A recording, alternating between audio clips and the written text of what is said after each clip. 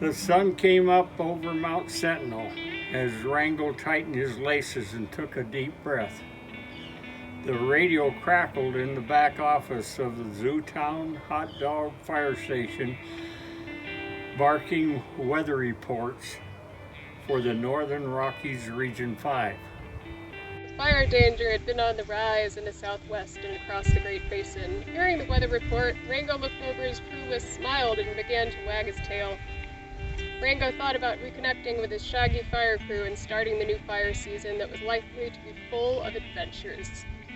Wrango is the new crew boss for the Zootown Hotdogs, one of the top fire crews in the country that protects the little mountain town of Missoula, Montana. However, hot dogs also travel wherever fires happen in the forests. Hot dogs are the first in and the last out, making sure that the fire is completely contained so the wild animals can safely return to their homes in the forest. Although he was excited, Wrango knew that things would be different this season without his old crew boss, Badger.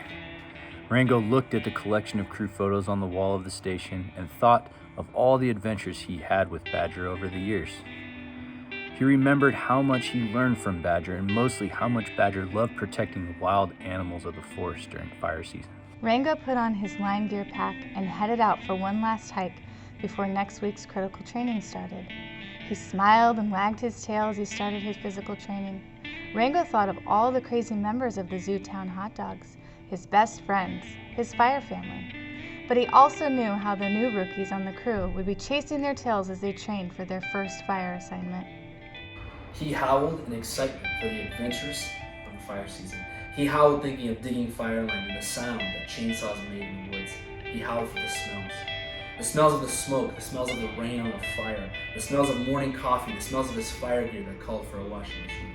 He howled because he knew the Zootown Hotdogs helped keep the forest beautiful. And he howled because he knew that while all the wild animals of the forest were safer when the dogs were on the job. On the other side of the little mountain town, Banjo rolled out of his tent and rubbed his tired eyes.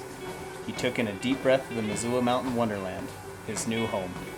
He had signed on with the Zootown Hotdogs after wandering the west as a stray.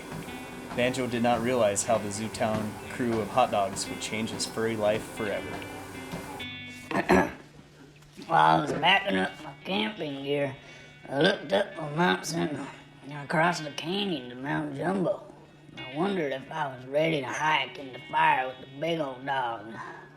I barked, jumped, and chased my tail because I was both scared and nervous for the adventurous season I was about to begin.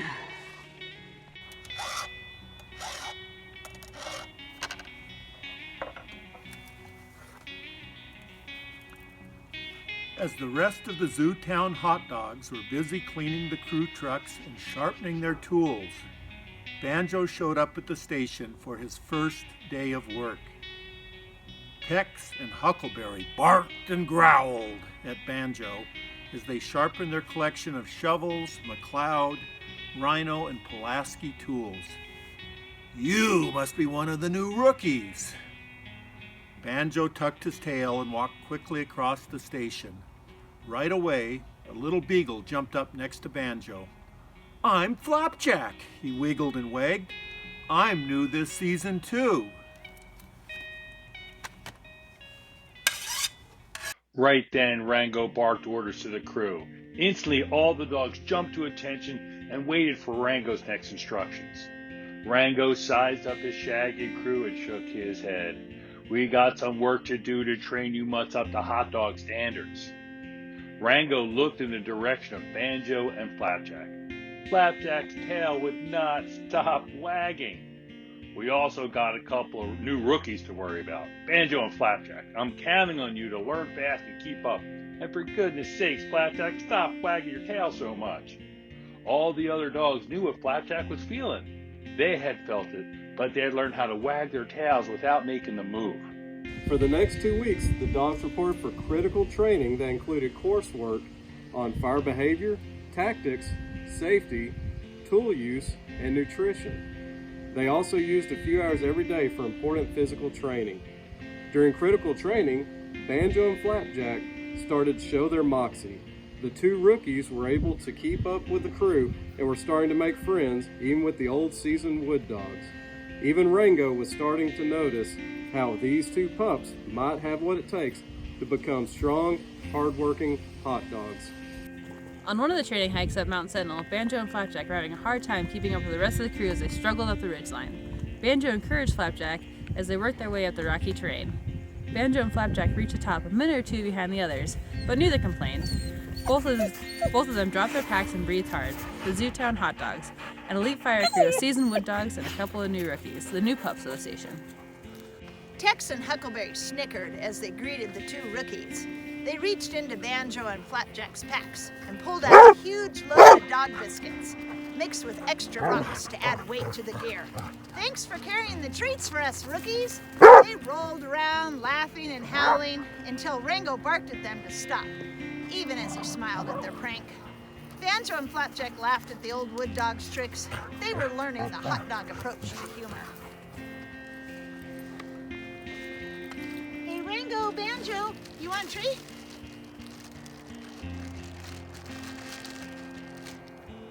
Good boys. What?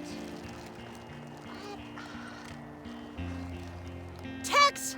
Huckleberry! You old wood dogs, you! Early one morning at the station, the crew was listening to the morning safety howl when it announced that changing weather was increasing the fire danger in the northern Rockies. Wrango barked out some news about a fire that had just started up near Glacier National Park and threatened the largest grizzly bear habitat in the region. Instantly, the crew snapped to order and began packing up the gear. Ellie Mae and Doc told Banjo and Flapjack to pack up enough biscuits and Fireline food for the crew's first big assignment of the season. As soon as the fire rigs were loaded up, the Zootown Hotdogs hit the road north to tackle the Glacier Sun Road fire. Although Banjo was calm, he was excited. Meanwhile, little Flapjack could not sit still. "Are we there yet? How much farther?" Flapjack asked Outlaw. Outlaw barked at Flapjack. "Settle down, rookie. We'll be on that fire faster than double-struck lightning, and then you can finally rodeo for a hot dog buckle." The hot dog crummies slowly climbed the west side of the Going to the Sun road. The views of the majestic mountains that seemed to reach up to the clouds calmed Banjo and Flapjack as they looked at the greenest of greens along the roadway and up each slope. Along the way up the road, they passed several bicycle riders. "Those are the best seats in park," Doc said as he winked at Banjo and Flapjack. Just then, the rigs passed a yellow-bellied marmot riding a high-wheel bicycle. As they rolled by, they noticed that the marmot was yodeling as he climbed effortlessly up the steep mountain pass. Doc rolled down his window and smiled. "Allez, allez," he barked. "That's Montana for you rookies," Doc said with a huge grin. When they reached the top, the crew piled out of the rigs. Wrango gathered up the crew and spread out a map on the trunk of one of the trucks to give them directions. Ellie Mae was using a compass to get their location and to plan their hike up to the fire, and to identify potential escape routes and safety zones. The crew would review all of these plans in detail before they left their rigs. Wrango barked instructions about flank lines, drop points, weather patterns, and initial attack plans. Banjo and Flapjack listened and slowly started to tuck their tails. They wondered if they would have the courage for digging with the big dogs. Wild Bill shouldered up next to the two rookies and winked his one good eye. "Fellers, you ever find yourself in a hole, first thing you gotta do is stop digging." Tex barked at Wild Bill. "Stop stealing my smarts, you old bloodhound." The two seasoned wood dogs' playful talk settled the two pups down. They pulled on their line gear and started the long hike up to the fire. As the crew hiked up the ridge, Banjo studied the mountain and recognized its rocky features, outcroppings of huge granite and high mountain meadows. He remembered his critical training and knew that these features could provide safety and natural fire breaks. The dogs heard the sound of an airplane overhead. Banjo looked up and noticed parachutes opening up in the big, blue, smoky sky. Wrangle shouldered up to Banjo. "Looks like the jumpers. Those are some of the big dogs. We will tie in with the jumpers later and they will give us more detail on a plan to button up this fire." Something deep inside Banjo gave him big dog courage as they approached the blaze. Banjo tightened his grip on his Pulaski, and then when Tex barked the orders to start digging, Banjo was the first one to reach mineral soil. As the hot dogs continued to dig and saw their way across the fire, the blaze started to loosen the rocky ground. Flapjack noticed small rocks rolling down the hillside. "Rock!" he yelled. Wild Bill did not notice the tumbling rocks around him because of the roar and smoke from his chainsaw. The rocks started to get bigger, and as Wild Bill looked up, a pumpkin-sized rock rolled across his tail. Wild Bill dropped his saw and yelped. Just then, little Flapjack grabbed Wild Bill by the scruff of his neck and with all his strength pulled Wild Bill out of the way of the rock slide. Doc took care of bandaging Wild Bill's tail while Flapjack watched. "Wild Bill, you old hound dog, you only have one tail.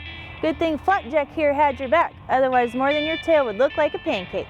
Meanwhile, Flapjack couldn't stop thinking about peanut butter on pancakes. Wild Bill looked up at Flapjack. "Little fella, you are wound tight as a fiddle string, but you're as strong as an ox. I have my eye on you," Wild Bill laughed.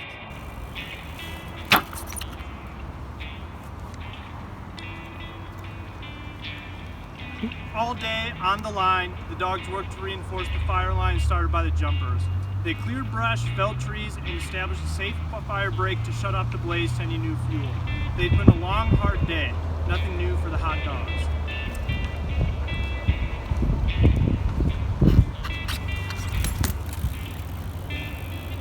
The Zootown Hotdogs met up with some of the jumpers at the north end of the fire as they were packing up their parachutes. "Howdy there, hot dogs! Great work on reinforcing that east flank line. It looks like the fire will run up against those rocks to the west and have nowhere else to go." The jumpers introduced themselves. "I'm Viv, and this is Wayne and Gig. You might meet up with old Larry up the trail. He's the jumper in charge. We're the Flathead Kennel Jumpers from West Glacier, and you hot dogs build a strong fire line." As they watched the late summer sun go down over Bear Hat Mountain, the hot dogs hiked back to their crew rigs. Munching on their biscuits and trail snacks, they were satisfied with the job they had done and ready for rest. That night, Banjo and Flapjack sat back and shared stories of their first fire. Banjo looked up at the moonrise and howled. Flapjack joined in as the two dirt-covered rookies realized that they were now part of the team. No longer would their fire shirts smell or look the same. Banjo and Flapjack were Zootown Hotdogs. All of the dogs would get a good night's sleep in their remote coyote campsite. In the morning, they were set to demobilize and prepare for another assignment. In the morning, the hot dogs met up with the Glacier Mountain District crew. The goats would take over for the hot dogs and finish mopping up. They thanked the hot dogs. "Wrango, your team of dogs put a lasso around that fire and tied it up in a bow for us. It's always great to hear your howls." As the crew headed south from the Glacier Sunroom fire, the radios in the crew rigs began to crackle and spring to life. Dispatch was calling the hot dogs about a new fire that had just started and was threatening the crew's hometown of Missoula. "Hot dogs, get your tails back home. A fire has started on Mount Jumbo and nobody knows that ground better than the paws of your crew," barked Dispatch. "We will hit it with air attack tonight. Wrango, your crew will start on the Jumbo fire first thing tomorrow morning. Get in a healthy meal of kibble and a few extra biscuits tonight and have a good night's rest. Tomorrow will be a big day for you hot dogs." Bright and early, the crew arrived at the southeast base of Mount Jumbo and wrangled the gear together. The faces and fire shirts of the hot dogs were still dirty from the fire and glacier. They were well fed, well rested, and prepared to take on this new hometown blaze. The small fire that was started by some pups playing with fireworks could run its way across all of Jumbo if it was not contained. It was going to be a chase to protect the town of Missoula and the precious land a large elk herd called their winter home.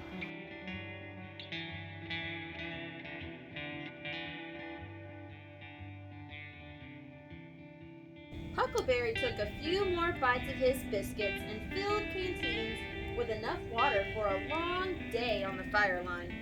Huckleberry chuckled and nudged Banjo.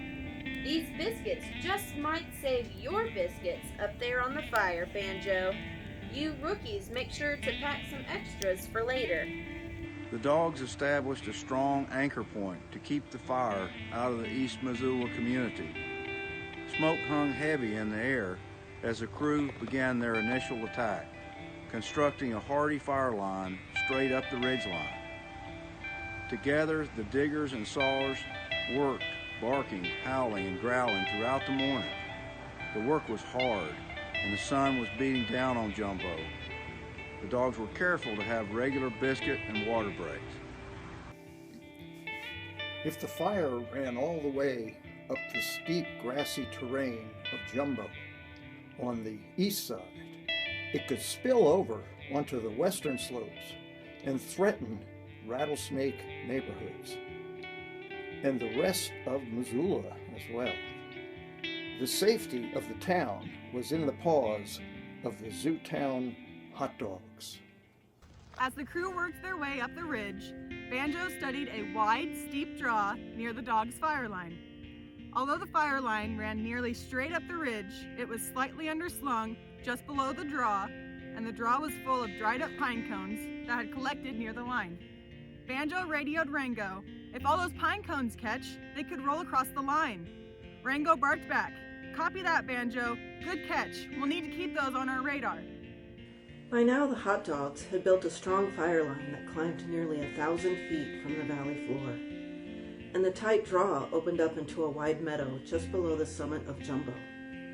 A group of 4 young mule deer bucks watched the hot dogs from a distance. One of the muleys looked up at Banjo and gave him a nod with his huge, velvety antlers. The wild animals of the Missoula Valley knew that fire was part of the landscape of these mountains. However, they always appreciated the hot dogs. Wild Bill started growling and barking at the large ponderosa snag that stood out tall and gray in the draw. A small spot fire had started near the base of the snag and was burning its way up the brittle bark. The other 2 sawers, Bandit and Outlaw, started to wag their stubby little tails and chuckle. Lucky, you old hound. We figured you would want to take down that cat-faced snag, said Bandit. Flapjack looked confused. He thought cats weren't all that bad as he watched Wild Bill make quick work with his chainsaw. It's not the cat he's chasing, Flapjack. If we don't take down that snag, it could cause big problems if it falls across our fire line, said Outlaw. At the top of the line, Wrango was on lookout and noticed changes in the fire behavior as the wind swirled, creating fire whirls near the summit of Jumbo. Wind was blowing up from Big Clark Fork River below. His old crew boss, Badger, had warned him of fire weather like this. The wind through the hair on Wrango's neck was different from the average breeze out of the west. Just then, Wrango's radio barked to life. With the shift in winds, the fire blew into the draw and instantly ignited the pine cones Banjo had noticed earlier. Wrango, the fire has run into the draw and pine cone fireballs are starting to roll over the underslung line, barked Banjo. Banjo looked down the hillside and noticed new smoke below their line. Banjo quickly radioed Wrango. The pine cones have started some new spot fires. Tana, take Flapjack and see about those spots below. Good dog, Banjo. Make your way up the line to me, Wrango barked. As Banjo hiked up the steep slope toward the top of the line, he noticed a large rock slide area on the west side of the draw, an area that the fire could not reach, a potential safety zone. He looked back at the muley bucks and motioned toward the rock slide. The bucks responded in an instant and were quickly on the move toward the safety zone as the fire moved farther up the draw. Banjo noticed several other forest critters had taken his signal and were on their way to the safety zone. Even a wily old badger seemed to smile toward Banjo as he trotted toward the safety of the rock slide. Banjo caught up with Wrango just below the summit of Jumbo. The fire slowed down to a crawl at the top of the draw. Near the summit, the slope was less steep and the grass fuels thinned out. Tex, take Ellie Mae and Huckleberry and work on cold trailing out front. I think we got this fire licked, barked Wrango as his radio crackled. Hot dogs, this is Missoula Snow Goose Air Ops. We are going to drop a load of slurry on the summit of Jumbo. This should calm the fire behavior and help you get in front of it. Just then, the big snow goose buzzed the top of Jumbo and released a large load of red fire slurry, blanketing the summit and cooling things down for the hot dogs. Wrango, Tana here. Flapjack and I have handled the spots below. Thanks to Banjo's sharp eye, we were able to straighten the line and get everything contained. We will work with Doc, Bandit, and Outlaw to reinforce the line all the way up to you. Copy that, Tana. You are always on point. We are out in front of the fire and should have the fire hooked before it hits the summit. Hopefully you got to watch the air show that Snow Goose put on for us up here. Said Wrango, Old 42 always puts on a good show. The fire met up with the edge of the large rock slide, a natural safety zone, and had nowhere else to go. As the smoke settled, the animals scattered out of the safety zone and back into the woods. A pair of foxes stopped to thank Banjo.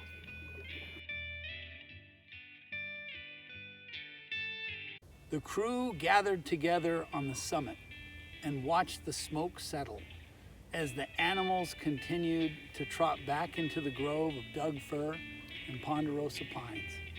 The quick actions of the command team and an expected change in the weather would likely improve the air quality in the little mountain town. Thanks to the dogs, Missoula was all summertime smiles. Wrango walked up to Banjo and barked, "Hey there, rookie." Banjo hung his head and tucked his tail. Wrango's smile began to build on his face, and his tail began to wag wildly. He patted Banjo on the back and introduced him to the crew. "Zootown Hotdogs, this is Banjo, a true blue hot dog." All the dogs began to howl and cheer. Some were so excited they chased their tails around and around. Wrango and Banjo were in the front as the crew hiked off the southwest face of Jumbo. The smell of the recent fire was rich in the air and even stronger on the shirts of the dogs. The black soot on the ground and on the faces of the dogs was a symbol of a job well done. As the sun went down, the moon began to peek up from behind the smoky mountainside. Wrango and Banjo barked out a huge series of wood dog howls, and the rest of the crew joined in. The howls echoed through the sleepy meadows filled with wildflowers, and down the steep mountainsides into the town below. Missoula responded, and the valley echoed in a Thanksgiving symphony of howls. The howls of the hot dogs provided a late summer evening lullaby for the Missoula Valley as the little mountain town went to sleep. Just another day in the woods for the shaggy Zootown Hotdogs. Sleep well, little puppies. Sleep well.